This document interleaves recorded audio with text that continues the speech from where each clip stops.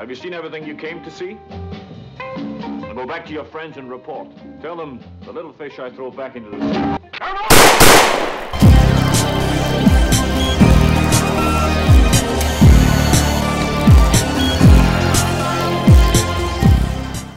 Hello, dear listeners, and welcome back to the James Bond Complex, the podcast where we rejoice in all things James Bond, from Fleming to films and everything in between. I'm one of your hosts, Edgar. I'm Matt. Welcome aboard, Matthew. It is time to go to the beach, get some sun. Do you have your sunscreen on? No. And in the process, if we can find the time to find those nuclear warheads, maybe we'll give it a shot. It is time to talk about Thunderball, which was released in 1965. Directed by my boy, Terrence Young. I've showered him with praise in the past. Did you see the movie? No. Okay, so I guess I'll give you a little synopsis. Our film opens with Bond and his French Secret Service contact attending a funeral of one JB in France. The ceremony is in fact a front for Spectre agent Jacques Bouvin to escape authorities undetected. 007 quickly intercepts the enemy agent, who's posing as a grieving widow, making Jacques Bouvin the first and surprisingly not the last cross-dresser in the series. Bond kills Bouvin, takes to the air with his jetpack, and makes his getaway in the Aston Martin DB5, but not without using the big guns. Water guns. Cut to Paris, where Spectre, the Special Executive for Counterintelligence, Terrorism, Revenge, and Extortion, is having a board meeting in which they take care of the usual business. Count their earnings, fire traders in shocking fashion, and plan their next extortion-flavored endeavor. This one led by Spectre number 2, Emilio Largo. By commandeering a nuclear missile-equipped NATO jet, they will hold the Western world for ransom. While this is happening, 007 is having a whale of a time at the Shrublands Clinic. Activities include special mink glove treatment, stretching exercises, and discovering the mysterious death of a NATO pilot. Ooh. To uncover Spectre's plot, M sends Bond to Nassau, where he makes contact with the deceased pilot's sister, Domino Derval. The latter is in fact a companion of Largo's, who is posing as the usual Bahamian rich socialite. Bond follows his nose and through Domino gets to Largo, who has a lush estate nearby and an incredible boat named the Disco Volante. Bond and CIA buddy Felix later locate the missing plane underwater, where it's making friends with the sharks. However, the bombs are gone. Some deep water sleuthing helps 007 find the location of the nuclear weapons, and that Largo plans to attack Miami with them.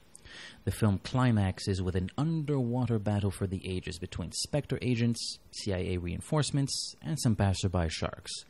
Spectre is defeated. Bond boards the Disco Volante to take down Largo. However, it is Domino, out for revenge for her brother's death, that makes Largo get the point with a spear gun. Relaxing at sea and awaiting rescue, Bond and Domino take the relationship to new heights as credits roll. And that's Thunderball for you. Thank you. Good job. Where should we start? Well, we start with the gun barrel. Widescreen, baby. Yeah, that's true. It's true. It's finally Sean doing it for the first time. It is. It's no longer, what was it, Bob Simmons, I think? Simmons. Who was the stunt coordinator, or stunt double, rather, for Sean, and still is in this movie, but it's actually good old Sean with the gun barrel. So I think it's now time to evaluate the gun barrel. His is not the best. It's a little bit wobbly. A little wobbly, which is funny, because he's such an athletic person at this time in his life. It's weird that he can't do a proper pistol shot. It's strange because he really woo. It looks like he's gonna fall. Yeah, they should have. I don't know. Not very good. Frame it and then just have the blood drip. So we go to attend a funeral. Initials. Actually, the gun barrel closes and the little circle expands, and it expands from JB, the initials on the coffin. And this is apparently Spectre agent Jacques Bouvin's funeral, who killed two of my colleagues. That's something that's always amused me. Bouvin, Jacques Bouvin. That's not how his name is spelled in the credit. That's not. It's like Boutier or something. They really they don't pronounce his name properly. Connery's saying Bouvard. I think Blofeld says Bouvard as well. But so when you read the credits, it's not Bouvard. Oh, really? And I think there's a sheet of paper or something. There's no post-credit scene, so I always leave when the credits start. So it's not. It said Bouvard, but it's not. It's not the proper spelling. Interesting. So it is Boutier in actuality. If I remember correctly, yeah, it's in my notes somewhere, but it's not. It's not the. It's Boutier. Boitier. Now this pre-title sequence, it's a special one, and by special, I don't necessarily mean that for exclusively positive qualities. It's a special one. Like for one, Bond punches a woman in the face, which is kind of funny. It's this is where the self-parody starts to really creep. It's like it started with Goldfinger, but there's a tendency for excess that was not there before. Yeah, I've actually heard or read possibly Terrence Young in an interview. He's my boy. He made the first two. He wasn't around for Goldfinger. They got Guy Hamilton, and as we discussed in that episode, the tone is very different in Goldfinger. So when Terrence Young came back to do Thunderball, he said, "Well, if Guy Hamilton, he wasn't enemies with Guy Hamilton, but sort of as what one-upmanship goes. Well, if Guy did that, I'll give it my shot with maybe my style, nevertheless, for Thunderball." So I think that's the kind of film we get. There's a lot of excess.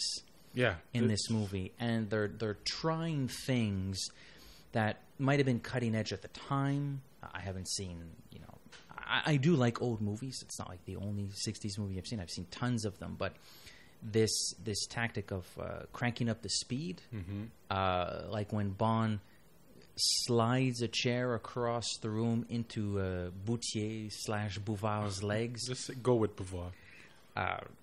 It looks like it's happening at the speed of light because they're cranking. I can't remember what the term is. They're changing the frame rate. The frame rate. Yeah, so that's one, and that happens more than once in this film. I think that comes back. They have some weird cuts. The to make punches more powerful, sometimes they cut a few frames to make it. It's faster. Yeah, to make it look like it's faster, but it's jarring when you see it. They did it a few times in the other movies, but they're really experimenting not only with the editing, but just because they're filming underwater, they are in love with. And that's an interesting fact. It's Riku Browning who's doing the underwater stuff. That's the as DOP or. No, director. Okay. He directed. Riku Browning directed everything underwater. That's the creature from the Black Lagoon, the actual creature. Of the guy in the costume? Yeah, the guy in the costume. He's big into underwater filming. And if you watch that movie, The Creature, there's stuff that they are doing in that movie that's crazy because there's a guy mummified in rubber, and it's not something from the 80s or the 90s, it's from the 50s, and he's just swimming, and he's doing all these things, and he has no hair tank. I don't know how they did those things. Yeah, it's quite crazy. I think there are a few of those. I've seen the first. I think I might have the first one somewhere here. Yeah, it is impressive when you think about it. It's not. He did Flipper and a few. If you saw something that's underwater in Free Willy, I think he's the whale. Interesting. It's great. I mean, look, one of the main criticisms about this film from podcasts and blogs and this and that is. It's a little slow, and it's slow predominantly because there's too much underwater footage. They should have cut some of that. In fact, I disagree with that. Well, what's funny is that, how should I put this? Most people come to an agreement that like Diamonds Are Forever is not a, quote, good movie, but most of us end up having some fun with it nevertheless. Of the Connerys, this is the one that, unbeknownst to me until a couple of years ago, this is the Connery that really doesn't have that strong of a reputation because of the pace, because of the underwater footage. I've always loved Thunderball. I could watch it on loop almost. It's my favorite score. Back in the day when I had a Bond... That's one of the strengths. Back in the day when I had a blog, which I haven't updated in ages because... This podcast is much easier to do, and it's more fun to do it when you're two. But back when I had that blog, I actually had a post explaining, well, my favorite score is Thunderball, and here's why. It's such a good score. Every time, I swear to God, every time I'm like not far from the water, if I'm walking along the water, I hear, as if I'm going under the water with a snorkel or something like that. Like that score is so ingrained in my body. So, I mean, spoilers, I really like Thunderball a lot. It has warts, and we'll pinch those warts. But it's not the ones that people think. It's not the underwater stuff. Actually, on the underwater stuff, maybe a little near the end is a little bit excessive, but it's not the problem. And this movie I enjoy. I watch it. Actually, you know what? That's my. If I'm not doing anything on New Year's Eve, it's a movie I tend to put on in New Year's Eve. Really? So your New Year's Eve film? Interesting. Yeah, around Christmas, between Christmas and New Year's, I tend to watch that movie. It happens during the Jenkunu, and that's it's on after the day after Christmas or on New Year's Eve. It also takes place in the Bahamas, where we do not live, and Montreal on New Year's Eve is maybe the most great depressed. Parties, but as far as climate goes, it's not the very fun place to be. It's pretty harsh weather most of the time on New Year's Eve. So if you can escape with 007, it's enjoyable. Now, one of the things we sort of escaped the pre-title sequence, but I want to stick with it for a couple of seconds here for two reasons, really. One of the reasons is, of course, the jetpack. To my shock and awe, the last couple of years, I'm like, I turn left, this guy doesn't like Thunderball. I turn right, that girl doesn't like Thunderball. One of the things that comes up is, well, that's dumb. What's the jetpack doing? I'm thinking, he's James Bond. He plans these things ahead of time. He says, well, I know where Jacques Bouvard is going. He's going upstairs. I'm going to kill him there. I need an escape plan. Just put my jetpack there. That's like, just why would you think so much about that? Well, why is the jetpack there? Because he planned ahead. You have to see it from somebody from back then. You're going to see. You want to see a James Bond movie, like kind of like you want to see a Mission Impossible movie. You want to see great stunts, action sequence. You want to see a James Bond movie in the 1960s. You want to see gadgets. You want to see James Stuff Bond that was out of the ordinary. Exactly, and that's pretty amazing that it's actually a thing that exists. It's the gentleman who did the stunts is called Bill Suter. His website is jetpackman.com. Suits him well. He stopped doing, because for years, even after the movie, he was doing shows, and he has multiple, like, it's a rocket belt, and that thing was. You couldn't get much out of it. It's just there to be cool, and it's kind of cool if you think of, and if you're analyzing a Bond movie for the plot and the coherence, maybe you shouldn't watch this movie, because this is more like it's almost like a music video. I feel like it gives you but it gives you a feeling every sequence, because when you watch it, gets a movie I watched during between the holiday the holiday seasons. I don't necessarily watch every bit of it and give it my full attention. I might be cleaning up my apartment, and I'm watching a bit. Okay, I'm doing something else, and then there's a bit that I like, because it's a movie there are stretches in that movie, but it's not.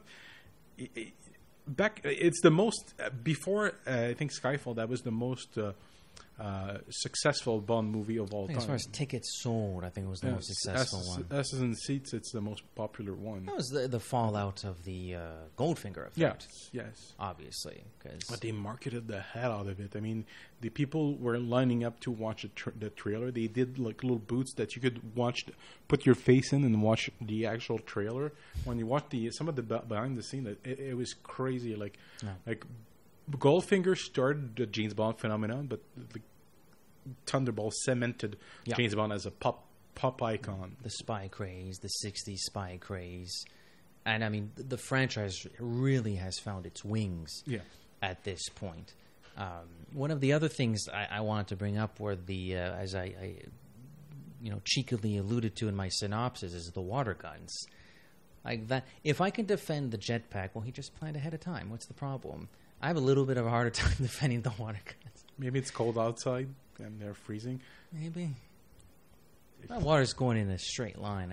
I'm just going to walk around this water. You know what? It could be. It's a deterrent. It's kind of like pepper water. So they're like, oh, it's my eyes. Hot water. Yeah, it's hot water. And then whatever the case, it's powerful enough to Bond to escape. I turned up the volume when watching the film earlier this week. I couldn't quite make out what they're saying. They're in French, so they're speaking French, but oh non, de l'eau dans mes yeux. Je sais pas s'il dit l'eau dans mes yeux, but it sounds. They sound like they're really shocked and in pain. De l'eau chaude, aïe, aïe. We had a little bit of Tom Jones, a little bit of TJ with Thunderball. And I love this song. I know it's a controversial choice for some reason, but to me, this screams 1960s. It does. It sounds like a very classic Bond. Well, give me a classic. What does a classic Bond song sound like? That was difficult to say. Thunderball would be one of the first that would come to my mind. Vintage, so to speak. The title sequence itself, it's colorful. It looks good. Maybe not as elaborate from a visual. I'm not as arrested as I've been before, but it has nice colors. The return of Morris Binder. Yeah. And there's a lot of nudity. I've noticed with the HE, it doesn't forgive. You can see a little bit of nip. Do you see a little bit of bush? I think in some shots, I'm not entirely certain, but I'll have to rewatch it this week tonight when I'm alone. Yeah, there's some shots where you and there's a lot of shots that they repeat often. The credits sometimes they flip their image. Probably. And save time. Well, he was doing these things at the last minute. He's notorious. He was doing these like days before they needed them. Yeah, it's crazy. No, he learned probably a few tricks and he repeated them for like 30 years. Like the mirroring images, recycling some shots. I mean, there are shots that we probably see in the first couple of credits that he used until like there's a shot of a hand shooting in like nowhere, and I think. I don't know where they start using that shot, but they recycled that shot until License to Kill. Like there are shots literally that he recycled. There's shots of Roger Moore that he recycles over and over again. So I'm like, I'm perfectly fine. I mean, if you have to do these at the last minute, you have to find tricks in order to be able to deliver the product in time. You could not do it at the last minute. That's always an option, but. Yes, but these artists type sometimes. And then we attend a Spectre meeting. Spectre? Yeah, I find that's funny when the Largo, who we don't know is Largo, although we'll find out in a moment. You know, he parks his car, and then there's a service de policier gendarme. Because you can see the Tour Eiffel in the background. Hey, you can. First of all, why is he speaking in English? Hey, you cannot park here. And then Largo turns around. Oh, Monsieur Largo. Pardon, Monsieur Largo. Why? No, maybe his license plate is an English one. Maybe. The name of their it's not FIRCO as it is. They're covered. It's Centre International d'Assistance aux Personnes Déplacées, which more or less describes what they are doing in the book. Yeah. But it's not a funny acronym. CIDOP. You can, and I like that little moment when Largo is showing up and he's going through the entrance. There are a lot of people there, and you can hear chatter in the background. The quote employees, end quote, talking. Oh, we have no politics does not interest us. We are completely apolitical. You can hear some of that stuff. Yeah, they're really going with the cover here. It's then Largo moves past that room, and of course there's a secret room. Huge secret room. Wonderfully designed by Ken Adam. Yes, Ken Adam, back in business, and it's a cool room. I like Ken Adam when he's doing things like this. The example with this particular set is where Blofeld is seated. So you have this long table with Spectre numbers 2 to whatever, 10, 12, around this long table. And Blofeld is talking to them, but he's elevated. He's like on another floor. And there's a big window, but in the window, the top of his body is like shaded through the window. So you know he's there. You can even see his cat on his lap, but you can't see his face. It's just like why would you do something so complicated to hide you? But it looks cool and it's Ken Adams, so you just go with it, Like I said, you're in 1960s, you want to see something cool? Yeah. You go see a James Bond movie. Putting the money on the screen, it doesn't necessarily equal quality, but it's impressive nonetheless. So even in 2018, you see something a room like that, I would be impressed. Yeah. If I watch a movie and it's a cool room. So this passage sort of moves along a little bit like the book. They're counting their money and to the penny, number one. Yes. Oh, here Blofeld actually is number one, which he should be. Largo's number two. Yes. And they fry someone who was embezzling some of the funds that should rightfully go to Spectre. Yes. And as Largo, here's where the editing gets really interesting. I love the swipes, by the way. Really happy they went with swipes instead of shortcuts. But here's where it gets interesting. Largo starts saying, now we have someone at little clinic near London. And then we go to the clinic. So it's like Largo's explaining what's happening, but instead of just listening to him talk, well, we actually cut to the clinic, which I thought was a kind of a neat little ordeal. But like in the book, because we just reviewed the book earlier this afternoon, we enjoyed that passage, although we didn't really get, what it had to do with the overall plot. I sort of have the same sentiments in the movie. I have a lot of fun. The only thing it really does is when Bond heads back to MI6, and there's the whole meeting of the double O's, and we have to find these missiles. And Bond says, I stationed you to Canada. I'd rather go to Nassau, you see. Here's the sister of this pilot. What about the pilot? Well, you see, sir, he's dead, So basically, the passage at Shrublands is just so Bond can discover the body of someone he doesn't know at that point, and then see the picture of the person whose body he found at Shrublands. It's very long-winded. That's the part. People talk about the movie being too long, and you don't cut the swimming and the stuff. You could entirely excise the Shrublands subplot. Yeah, you could have made him discover. Angelo is the villain. So Francois, you could see him discover Francois's body like any other way in the pre-title sequence. Have him discover Francois's body. Post pre-title sequence, a little Spectre meeting, and then we're at MI6. Oh, Bond, we have to send you to Canada. What about? Oh, here's this. Wait a minute, I saw this guy. You start with Spectre having their meeting and them sending people. Sending people everywhere. No, but capturing the bomb. It ends with Pitachi getting his. He's not called Pitachi in the movie. Derval getting French in the film. Getting his throat cut by Largo, and you cut to the opening credits, and then you have Bond. He received the message, and that's how you start the movie. You can entirely excise the Shrublands subplot. It's meaningless. Not that it's not fun. It's not fun, but if you want a concise, effective movie, they needed to do Mink. It releases the tension. No, like I said, it's something like the parts are better than the whole. Yeah. In this case, also, it's except maybe the rack. That rack is funny. The rack but not funny enough for the right reasons, though. It's silly. It's really silly. It looks like he's bump effing the couch. First of all, why, if this is to help people,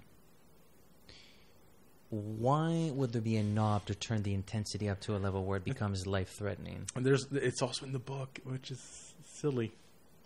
We have to respect the book. Have to respect Fleming's word. Yeah, and it's weird because this book needed trimming. They needed to adapt the material a bit better than they did. Not that it's a bad movie or anything, but it's the same writing team. It's still what's his name? Richard Maybaum. Him and another screenwriter, but they all very complicated. It's something that you mentioned in one of our first episodes. In From Russia with Love, Spectre has come up with some pretty convincing rubber mask à la Mission Impossible, where you can assume the identity of somebody else. Come Thunderball, how long did it took him forever to get a year. Language, accents, learning how to fly. I want more money. Yeah. Okay. No kidding, you want more money. Look what they put you through. Just give him a mask. Yeah, get him a rubber mask, or what? Write it better. right? It's so complicated that he's not the like when he finds his corpse. That's not his Dabino's brother's corpse that he finds. It's Angelo. It's Angelo. It's some schmo that they had plastic surgery. But he's wearing I know Francois's like little trinkets. It feels disconnected. It's something you need to feel, and because you know that he's a double, it's weird. However, in the scene where we meet Angelo / Francois, we also meet Fiona Volpe. Can I have a lift? Sure. Thank you. You've just about saved my life. Really? My outboard capsized, so I had to swim ashore. How far do you go? You better fasten your safety belt. What's your name? James Bond. Fiona Volpe.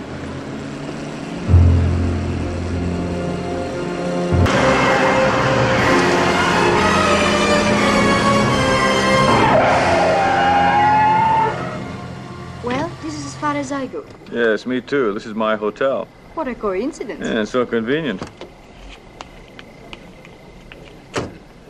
You look pale, Mr. Bond. I hope I didn't frighten you. Well, you see, I've always been a nervous passenger. Some men just don't like to be driven. No, some men just don't like to be taken for a ride. That's my heart. Fiona Volpe is one of... I mean, by Fiona Volpe, I'm talking about Luciana Paluzzi. I mean, she was so beautiful. First of all, we don't get enough redheads in these movies, so that was a nice little change. She's just so beautiful, such a pretty face. She's extremely healthy, perfect curves. She has a lot of personality. She's well-rounded, let's say. And she puts in a hell of a performance. She's playing it to the hilt.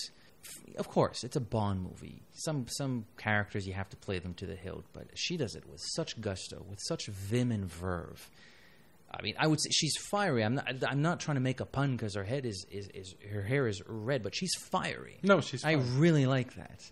It's a fantastic part, and she's beautiful and she's so good looking. I know we shouldn't sound like we're drooling into the mics, but Luciana Paluzzi was stunningly attractive. A demi-goddess among humans. The words escape me right now. But she's very, very pretty, and she's fun in the part. She enjoys being evil, and they have her do a lot. She's the assassin. She killed Count Lippe. She killed Count Lippe. She's good with guns. She's not... That's the thing. People always say that Bond girls are bimbos that just are there as... I never understood that. That comment is coming from people that have only seen The Man with the Golden Gun. Again, Bond is one example, but you hear it every day. And I'm sure I've been guilty of it for things that I can't think of now. But, when you hear someone talk and they criticize something and you're sort of like, I hear what you're saying, but I don't think you've really explored that subject matter as much as you claim you have or you think you have, so you sort of already made up your mind about something. I'm not saying you haven't seen it. I'm not saying you haven't read any of it. I'm sure you did read a little bit about it, but not that much. And you sort of had this weird opinion about something. It's always context. It's 1965. I mean, the women liberation movement is barely starting, and you have this woman who's not only very attractive, she's very competent. By the way, this is post Goldfinger. We just saw a pilot, a leader of a circus, so it's like we're getting somewhere here. And she uses every tool, and she's a good driver. But they make a point. Fasten your seatbelts. Yeah, some men don't want to be taken for a ride. Yeah. Some men just don't like to be driven. Some men don't like to be taken for a ride. Yeah, that's good. And she's good with guns. She's probably she's Largo's second in command. She's in charge of, if something would happen to Largo, she would be in charge of the operation. I love the moment when she's talking with Largo at Palmyra. They're shooting the saucers. Mm-hmm. Speaking of flying saucers, they're shooting the saucers. And she's smoking a cigarette. And she turns to Largo she's like holding this cigarette. I mean, this is a podcast, so the listeners can't see this. She's like, you want to kill Bond because he wants to make love to your woman. Like, she flicks the cigarette away before. It's just those little touches. I'm like, I love it. She has great chemistry with Connery. Like I said, I wish she did another movie where they played an actual couple. I could have seen them in a romantic comedy where they're a constantly bickering couple. They had like it's one of the leading ladies. He seems to have the most. Not he has chemistry with all of them, but I don't know. There's something special about the scenes he has with her, where they feel like. Even though they're on screen for like not very long, 5 minutes, they feel like an actual couple when they're dancing, and I don't know, they feel like something real. I don't know. You know, I've grown accustomed to your face. Who wouldn't? She's just dead. Why don't you come with us quietly? You don't seem to understand. You see, I enjoy my dancing.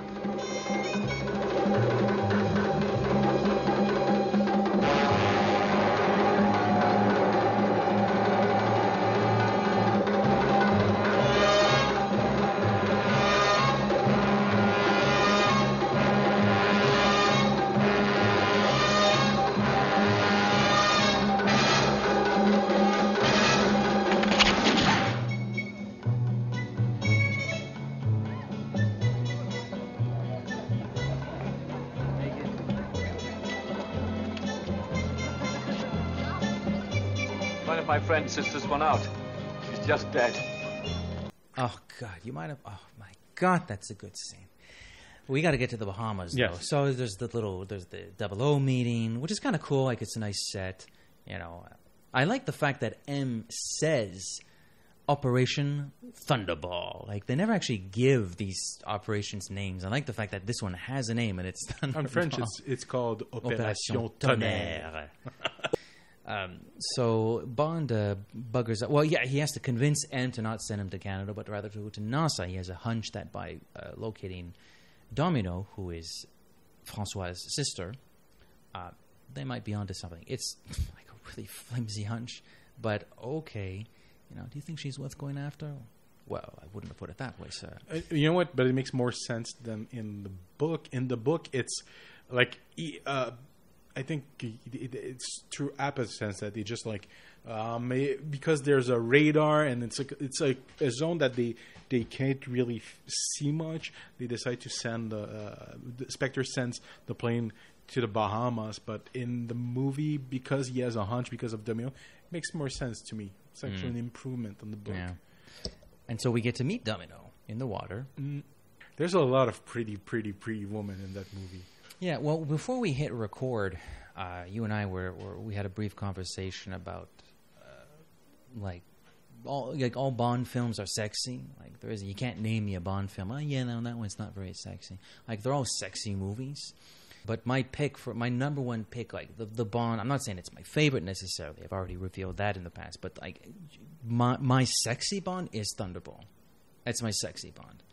Patricia Faring, Paula, Fiona, Domino, a lot of those women at the casino and at the dance. Even the girl he dances with, you're mad. Yes, aren't we all? Like she's a peach. Like they're all good. Yeah. There's a blonde sitting next to him at the casino table. That's like, yeah. There's the receptionist who like just stares at him after he leaves. She's a peach. Like they're everywhere. They're everywhere. Extremely attractive women. Everywhere. They're everywhere. That's distracting. Yes. But Domino is a former Miss France actress, Claudine Auger. Claudine Auger, yes. And she's dubbed. Yeah. She sounds a lot like Honey Child Rider. Wonder why. What was her name? I can never remember her name. Oh, I don't It's remember. a Dutch name, I think. Van de Zyl? I can't remember. Yeah, Nadine So she's back. She gets another crack at dubbing some characters. So she dubs, pardon me, Domino. Those first couple minutes are a little distracting because I do find she sounds a lot like Honey. But I don't know, after a while I sort of just get used to it. Honestly, I never get much of her performance. Like, she's very attractive, but she's stunning. I know we just showered Luciana with praise, but I'm not gonna lie. I don't want to make it sound like I love Luciana so much more than Claudine. Like, no, I think Claudine is absolutely drop dead gorgeous. I've actually always had a little thing for Claudine. As for the performance, notwithstanding the fact that it's dubbed, I mean, we reviewed a bunch of movies already and talked about performances even though they were dubbed, so it's not going to stop us now. I think maybe what holds that character a little bit back is that she's the kept woman. You have like 3 or 4 types of Bond girls. You got the I'm a man too. You have the I'm competent. I just have to discover it by going into a crazy adventure. And then you sort of like your kept woman. Your Miss Anders. Your Solitaires. Your Claudines. I'm sorry. Your Dominos. There's good dialogue between the two. There's a little. I feel there's a little bit of tit for tat. Oh, you're wrong about Conchauda. She says my favorite line in the whole series. Oh, that's a Domino line. When they're eating the Conchauda. What is he? Bond says he's interested. She goes like, oh. No, I have to re-edit all the episodes where you go oh and put er. Yeah, it's her line. Oh. There's something you mentioned in the previous episode that you made me realize, and also it's something that they included in the formula where the Bond needs to have 3 Bond girls. One where he just bangs, one who's evil, and one that dies. And they included the character of Fiona Volpe, which she's not in the novel. But she's part of Domino in the novel. Domino, from the novel, has a little bit spunk, which in gusto. The movie they attributed that moxie. They attributed that characteristics to Fiona Volpe, who is all moxie. Yeah, she's all moxie. So it robs her a little bit of her. The actress doesn't have much to play with. So you can't blame the actress. It's the writing, I guess. Yeah, I think she's giving a very solid performance for what she's given. The problem is more what she's given. But she's got some good. Oh, what sharp little eyes you get! She's not a ply. She's not a cardboard. She's not a bimbo with glazed eyes that just recites. She brings a little bit of energy to it, but the part isn't good enough. The part is lacking a little bit. It's not terrible. It doesn't ruin the movie, but a little bit twisting. It could have been better. The Guardian has you watched. He likes to know where I am. I don't blame him.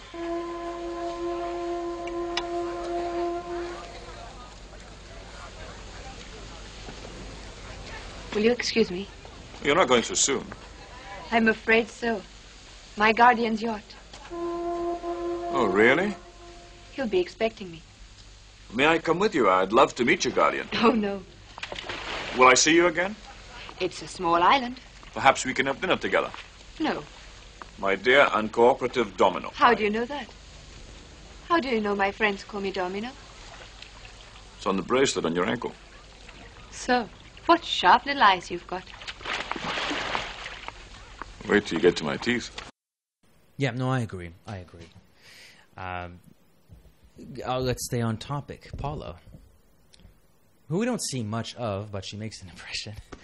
Yeah, Martin Beswick is back. If that name rings a bell, it's because we saw her in the gypsy fight. She was glistening in Istanbul. Yeah, now she's glistening under the sun. She spent 2 weeks. That was her job, just sunning herself.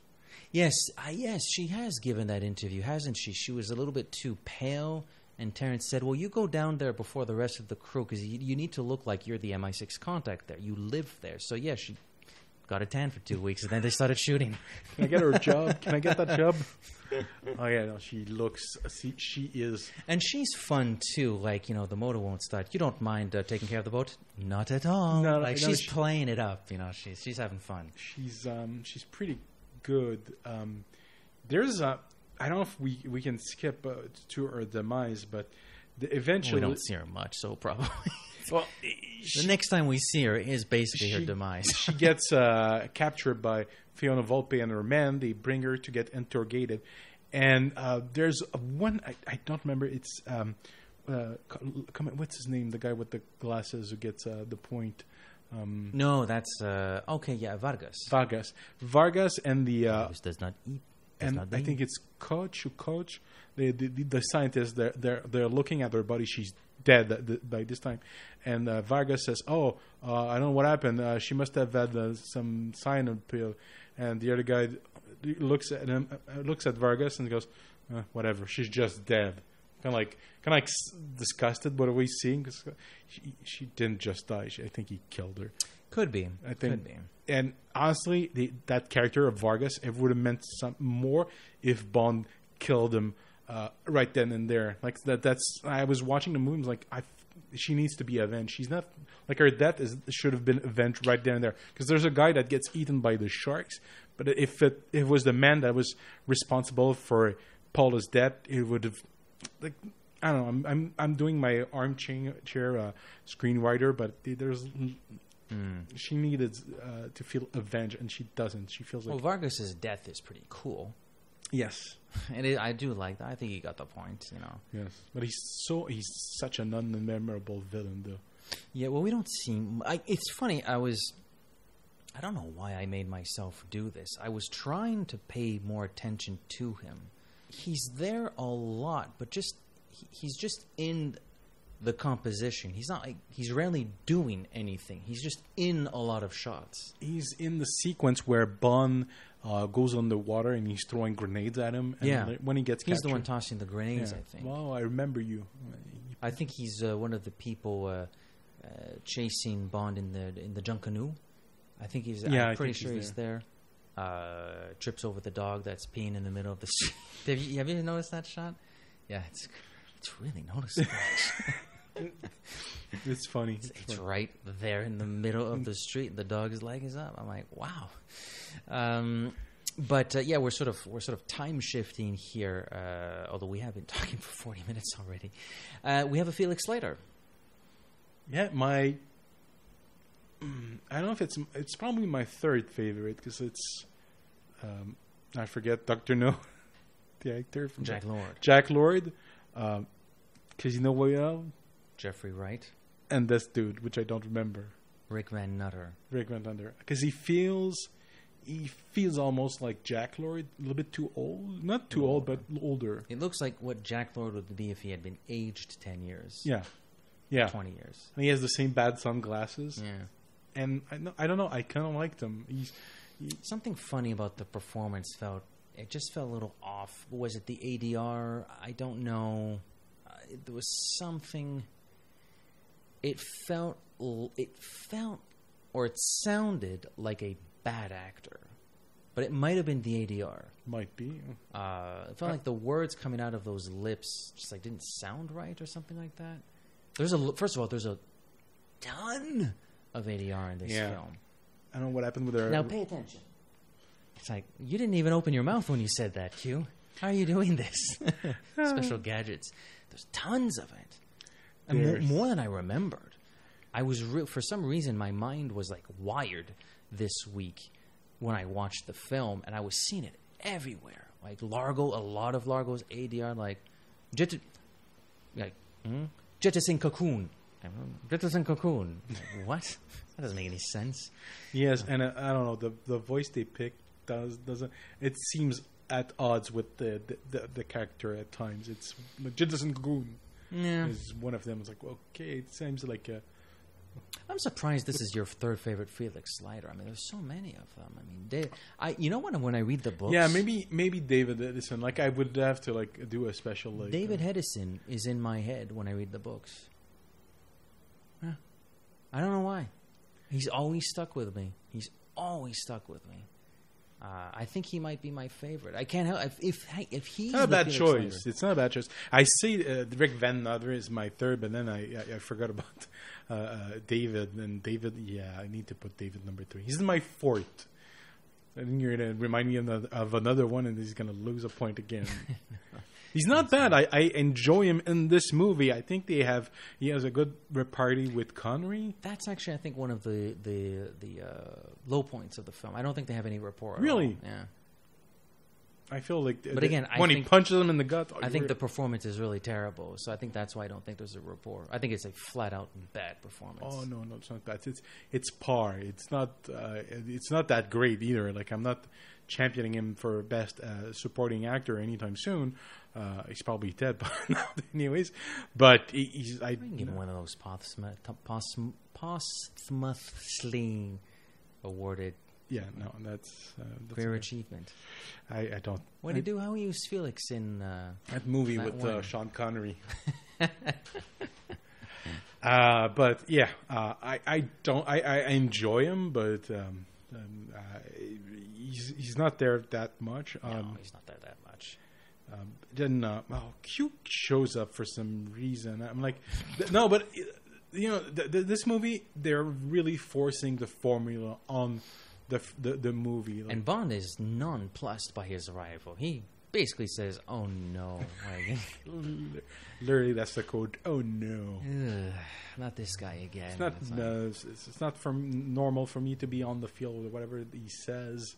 Then he shows him the gadget. He has the rebreather, the homing device pill. You swallow it. Oh, and now the Geiger counter disguised as a camera. Yeah. And it's not that big of a moment, but we're skipping over a lot of the underwater footage. I mean, I think, you know, we're like 45 minutes into this thing. We probably should talk about some of the underwater footage. I mean, there's a lot of it, and I think it's really impressive. I mean, we get the sequence where they detach the bombs from the NATO plane. Mm-hmm. I think entire theft sequence is amazing. Absolutely. You can still go to the Bahamas and go to the site where they shot the sequence. The plane itself has rotted away, but apparently there are still some piping that more or less form the shape of the plane. Oh, yeah. Yeah, I kind of wish they did something more permanent. People would go crazy and still. Yeah. Because not far from the same location, there's a plane that they sunk in the water for Jaws 4, and you can still visit the plane as a underwater set. Okay. It's kind of cool. I don't know, Jaws 4. I've never seen it. Apparently, that's like just being in a wreck is impressive. Like, I've wanted to. Last year, I had planned to get my license as a diver. I still do eventually, but that's something I'd love to visit, like a sunken ship or something that's sunk. That's just bizarre. You could find a lot of things down there. It probably tells you a bit of the story, you know, how long it's been down there, what condition the vessel is in. Are there any fish in there? Are there any octopus? Sharks. Even when they have that final confrontation, all of a sudden there's a wreck, and I for the love, I don't know, is that a real wreck? I've never stopped to ask that question, but it looks pretty convincing. That looks like an actual real. Like, I wanted to Google that, but I forgot, so I don't have that information. But it looks very convincing. If it's it does. It does, and they put it to good use too. Like, there's a lot of fighting outside, inside. You know, Bond puts a little grenade down there. The bubbles they tickled their Tchaikovskys. That's no, they put it to pretty good use. I also like the sequence. It's not as grotesque as how it's described in the book, but I like the sequence where they find the plane and he goes underwater and there are the sharks everywhere and he's looking at the plane and he finds Angelo's / Francois's body. It's a little bit macabre. I mean, if I was a kid in 1965, I would have seen a corpse just. Yeah, it's creepy. Yeah. Well, how about that moment? Actually, going back, that moment when they kill Angelo. He's trying to unbuckle his seatbelt and he can't. So the Spectre agent that looks at him, and the Spectre agent waves goodbye. I think that's Largo. Pretty sure that's Largo. I always thought I was Largo. It's hard to see, but I'm pretty sure it's him. It's like, what a douche. That's a douche move. Bye. But you know, the underwater sequence stuff is it's really more good. Cruel to let him drown than just stabbing in the brain. That is in the book. Very much so. I mean, the death in the book is instantaneous. Yeah. Whereas it's not a long death, but it's see much him more struggle. Yeah. It's Absolutely. rough. Absolutely. Then his head sort of just rests on the not the windshield, but the front window there. Maybe the only sequence where the underwater material is slightly less impressive is the nighttime photo shoot, so to speak. Just because it's so dark, Yeah. you don't see as much, so it doesn't look as impressive. But again, the score, oh God, I love it. Yes, I love that. And you see Connery's like, I haven't been proper underwater that much in my life, so I don't have much experience. So what effect is that? Like if something blows up underwater and you're underwater, like does the sound? I think the water carries sound, not the vibrations, vibration more than. So maybe your eardrums are still affected by the vibrations, possibly. Yeah, when they go at the end of the movie, when the Disco Volante crashes and explodes, when they go on the water, they are deaf when they come back from water. I can imagine. Yeah. Or imagine in Die Hard 3 when they pretty much do the same thing. It's a much bigger explosion. It's like that super bomb that they build, and Bruce Willis and Samuel Jackson go underwater, and it explodes, and they are saved because it feels like it should shatter them. Just the force of the explosion should render people deaf. It feels like the explosion should actually have the effect, because if you are underwater and something happens, it's from memory. It seems like the sound travels. I heard something about the way that sound travels. That's always struck me. He's holding his head like he's in either pain or it's shaking him or something like that. Two or three of those grenades go off, and every time Bond is like, "Oh God!" He's holding his head. It's shaking his head. Pretty sure it's the noise. It's weird because it's underwater, but still sound travels. A really funny moment that bow ties that sequence is when they get on their little boat, and they're in their little boat, their little motor boat, and they're driving between boats. They're trying to get Bond, and Bond lets go of his scuba gear, and they find the scuba gear. Hey, it's the scuba gear. Come on, let's tell Largo. Like, shouldn't you continue your search to make sure the body's around? They're not very competent henchmen. Vargas, he does not eat. He does not make love. He does not have a brain. Then we get that car ride, that great car ride with better fasten your seatbelts. Mm-hmm.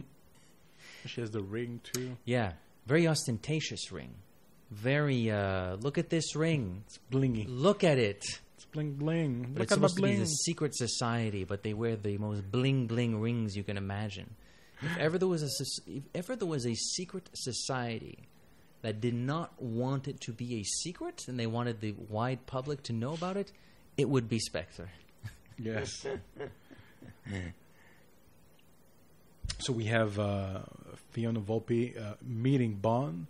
I know I'm going to skip a bunch of stuff, but eventually, after he comes back from his attempt at saving Paula, she's there waiting. Oh wow! Oh wow! Well, since you're here, so that's my dream of coming home and having a pretty woman in my bed. You might as well give me something to wear. What does he offer? Her little flip-flops. I mean, that is one of the funniest lines in the entire series. Forget this movie. That is one of the funniest moments in the entire series.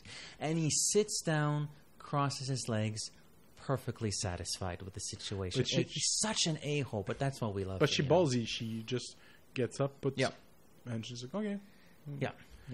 And then we get one of the hallmarks, one of the most important moments of this franchise, almost like a course correction from Goldfinger. Because if you're going to criticize anything about Goldfinger, there's not a lot to criticize about it. It's our barn sequence, and we criticize the barn sequence. They course correct that. In this one, they comment on it. Of course, I forgot. You're James Bond. When he makes love to a woman, she starts hearing heavenly choirs and turns to the side of right and virtue. Not this one. Well, how can you not love her? I know, it's amazing. It's fantastic, and she's spitting those lines. Yes, she's spitting them. Like, it's fantastic. And Bond, well, you can't win them all. There's a line. I think it's only in the trailer. The things I do for my country. Yes. It's not in the movie. I know. It's not in the movie. It's such a shame. Why would you cut that? Why would you cut that? I think they use it in another movie, but it's... Could be the word is not enough. I think it's in the...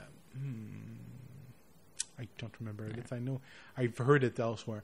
Oh, I know. I think it's also in a Bond movie, but I know where I heard it, and it's not a Bond movie. It's with Vin Diesel. It's in the first Triple X movie. Oh, really? He I haven't seen that in a long time. He says that as he's about to bang a prostitute. And it's like, Oh, things really? like that. Yeah. Okay. So we get to the junk canoe, which is a really cool little sequence. First of all, it looks fantastic. First time Bond ever bleeds, I think. Yeah, gets shot. Well, it's only a flesh wound, but still, gets shot, limping a little bit. So Volpe and her minions, I think Vargas is there as well. They're looking for him, and they find him at the Kiss Club. Kiss Club. Yeah. Again, one of my favorite sequences in the entire series. I mean, it's so cool. I love the music. I know. Do you mind if my friend sits this one out? She's just dead. It's a great line, great music, great timing. More great tit for tat between Fiona and Bond before she gets the bullet. I've come accustomed to your face. Yeah. And why do Vargas and the others, like, they're still outnumbering him? Was that your only gun and your only bullet?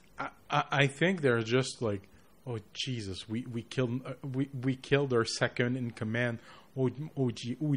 They're kind of like brain fart. We effed up. We killed our boss's second in command, our supervisor, basically. What do we do? They're kind of like report back to Largo. Yeah, they're just hey, come on, let's tell Largo.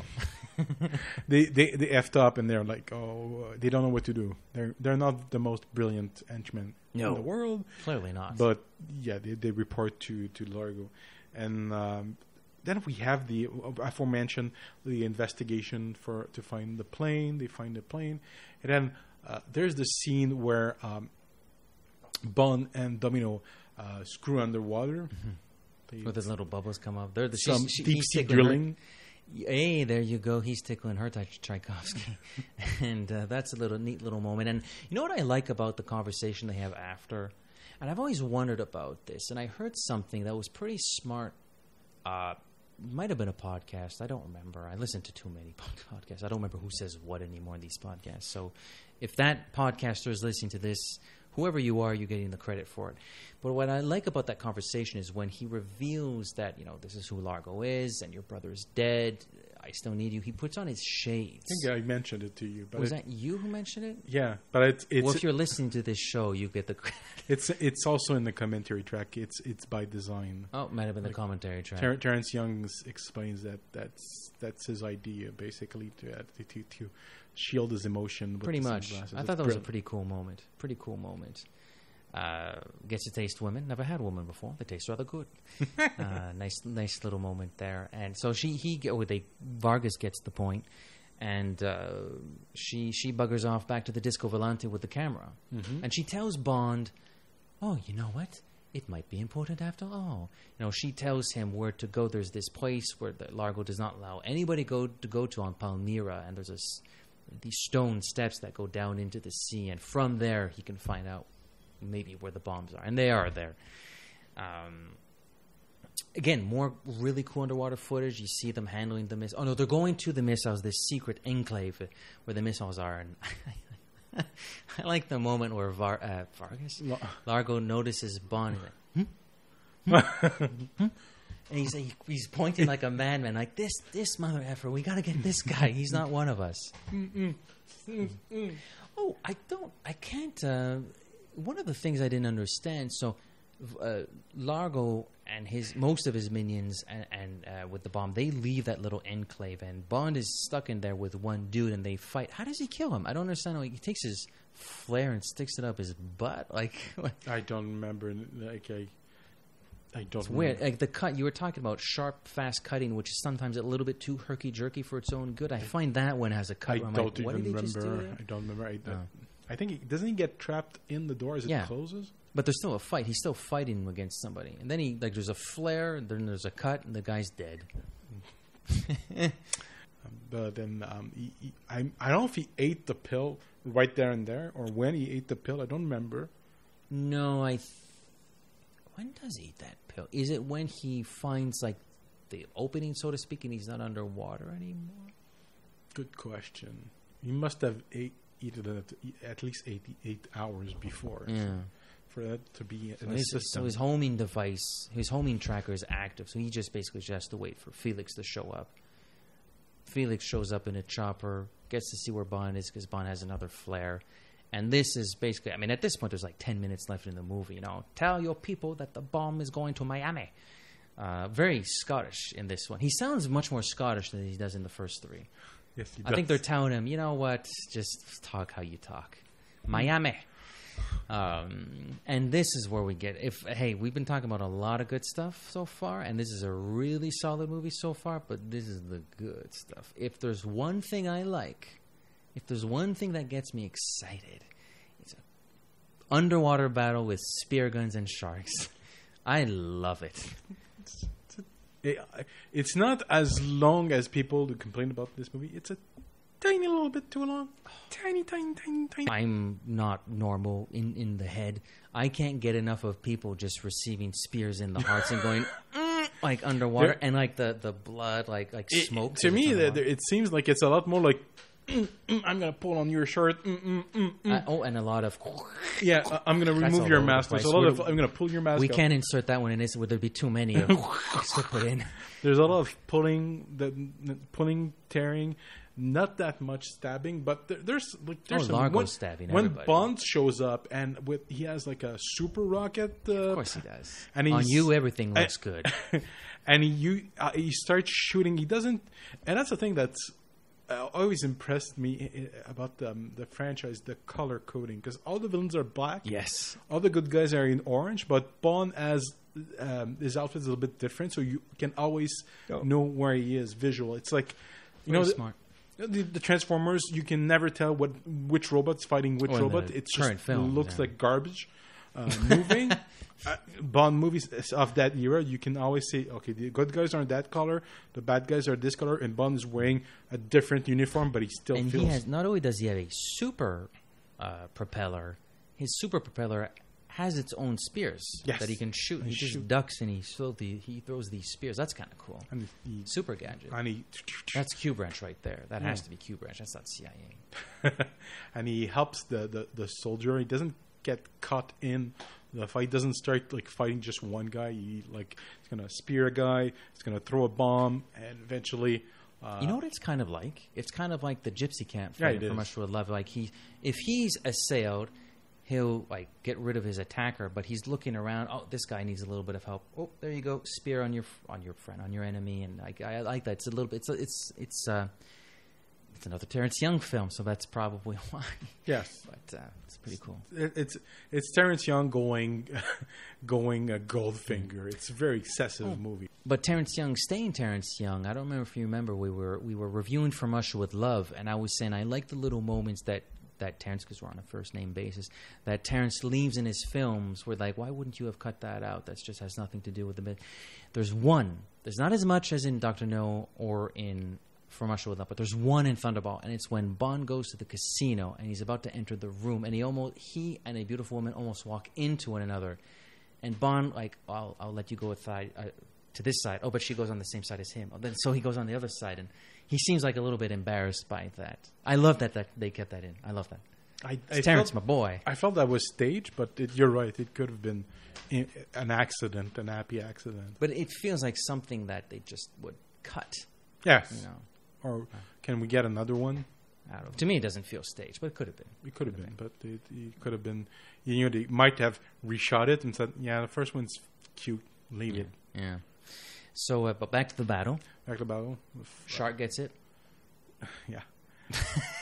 There's a lot of sharks. They said something about the sharks. They are using tiger sharks. They explain. It's Rico Browning explains all the other sharks that they work with. You put them in a direction, and they're gonna start swimming, and a lot of them just turn back around and I'm gonna eat you. Apparently, the tiger sharks, they keep going. So a lot of the sharks we see in the movie, they're actually tiger sharks, and it's crazy what they do with those sharks. So you can't really train a shark. It's not a dolphin. Well, that's what makes. Well, I shouldn't say that's what makes the sequence impressive. There's a lot that's impressive about the sequence, but that's just like more icing on the cake. Like, not only is this like a super battle with spears and knives and super propellers, we got sharks. Yeah, sharks with lasers on their head. Yes, Sure, Dr. Evil. Bond finally makes it aboard the Disco Volante. Oh, I have stuff on the Disco Volante. That's actually the normal ship. They added the cocoon on top of it, but the actual ship, I was looking to see if it's still around. No, it sank. Like it was used for for almost 20 years after the movie, but it was I think left in Miami, and somebody was not taking care of it properly, and it just sank in the harbor. You gotta... Sad. It's sad. Bond makes it on the boat. And we get more frame rate cranking. Crazy. It's insane. Like the frame rate, the green screen. You can't complain about the green screen. It's 1965. Yeah, every movie had that. But it's supposed to be exciting, and it makes it look a little silly. It could, which is funny. Maybe it's because, obviously Adolfo Celli, the actor, is not like a spring chicken, so he might not have been in the best health to fight consistently. So maybe that's why they felt they had to you throw every frame rate. henchman around. Yeah, but that's the thing. There are multiple henchmen in that cabin, so couldn't they have just filmed it at natural or played it at natural speed with those henchmen? Especially the guy that comes in with a bottle of champagne in the middle of this fight. It's like, let's celebrate. What? Why? We are losing. We lost the cocoon. Don't understand that at all.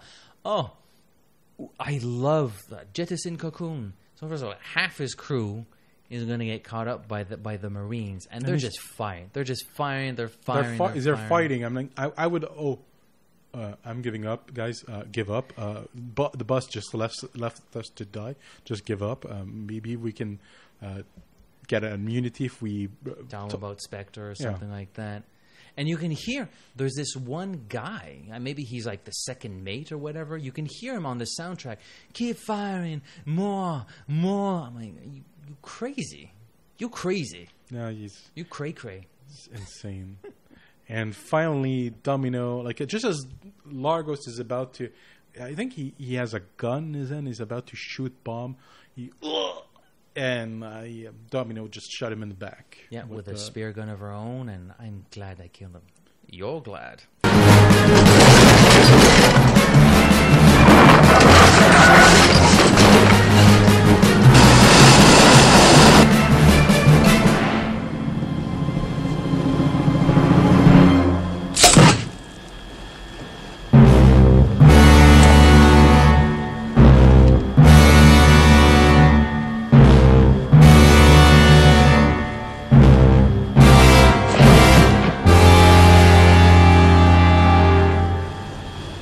I'm glad I killed him. You're glad. A nice little line. And the Dr. Coates. Dr. Coates shows up. Dr. Joshua, did you say? No, shows up. Dr. Coates shows up, and he throws him overboard with the buoy. Yeah, never learned how to swim. Whatever, I don't. Never too late. Bye. Bye. I have to go make love to this woman now. Get out of her hair. We're going to start in the water, go in the boat, and then go at it in the sky. Me and her were going to Miami. Of course they are. So basically, this guy, well, the thing from The Dark Knight shows up with the balloon. Another theft. I forgot about that. I'm like, that's another theft from Nolan. Yeah, it's true. Maybe a more subtle one, but yeah, it's there. It's there. That's The Dark Knight, I think. Yeah, The Dark Knight. Hong Kong, I think. Yes. Yeah. That's cool. And it looks so painful, though. The way they grab them.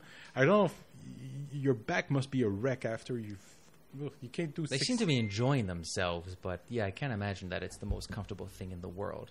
So I do like Domino's looks when she's observing Bond set up. I found her makeup. It looks like her makeup is leaking sometimes. I didn't notice that. I don't know. Her makeup will look weird because makeup technology has changed since the 1960s, especially for movies. And it look Yeah, and look like sometimes it's leaking, especially when she's coming out from the water. It changes. I think it's actually leaking. They're trying to keep her look intact, but she's underwater half of the time. So well, think of it this way. I mean, she wasn't part of the underwater battle, unlike in the book. So she was probably still in her cabin. I mean, look at it this way. After all that torture with the cigar and the ice, she wants to make herself look pretty again. So she puts some makeup on just in time. No, but she went underwater and she comes back. She still has her makeup, but because they made her wet, it's starting to leak a little bit. Yeah. Makes her look goth. Yeah.